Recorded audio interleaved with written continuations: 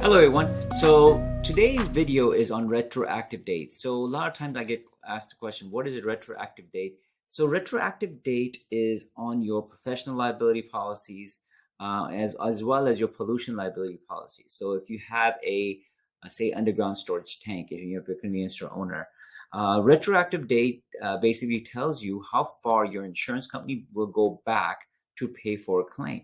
So there's like three important dates when you're in tank policy that you need to worry about, right? Is your effective date. That tells you when your policy started with that company. Expiration date tells you when that policy ends with that company. Your retroactive date tells you how far that insurance company will go back to pay for a claim.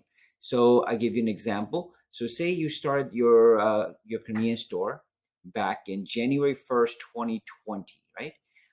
And 2020 rolls around, that's your effective date.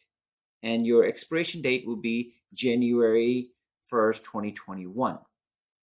And you have a retroactive date, since that's the day you started your policy, of January 1st, 2020.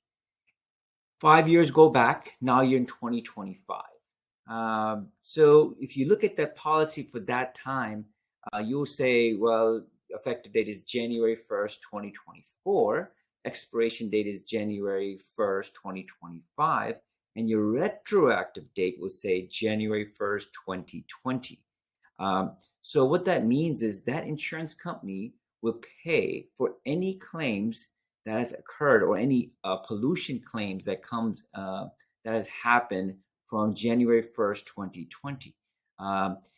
Unlike a regular car accident or anything like that, you know when an accident or when something happened, right? Underground storage tanks are not like that. Those pollution claims can happen 5 years, 10 years, 20 years down the road. So underground storage tank policies, one main thing you need to worry about is your retroactive date. And what is the retroactive date? And if you decide to move the insurance company from, say, one company to another, or one agent to another, make sure your agent is taking the retroactive date from your current policy and moving it to the next policy. You could have the same retroactive date and you could switch insurance companies, throughout the year. It does not matter, but long as you take the retroactive date with you wherever you go. So just keep that in mind when you're shopping for your tank insurance. It's a very important date to keep in mind, because if you lose your retroactive date, that means your insurance company that you're with will not go back as far as you would like to pay for a claim. All right. And that's one thing you have to keep in mind. Second thing is, remember, don't let your pollution policy lapse or your professional liability policy lapse, because as soon as the policy lapses, you lose the retroactive date. It's okay if you miss out on a payment for your general liability policy or property policy, but it's not okay to lose that retroactive date because, oops, you missed a payment. So always keep that in mind. I see it all the time where a customer says, hey, I was on vacation, blah, blah, blah, and I forgot to make my payment. That puts the customer in a bind because now he has a brand new retroactive date. If there was any leakage prior to that lapse, is no longer covered, right? So he would have to pay for those leakages himself.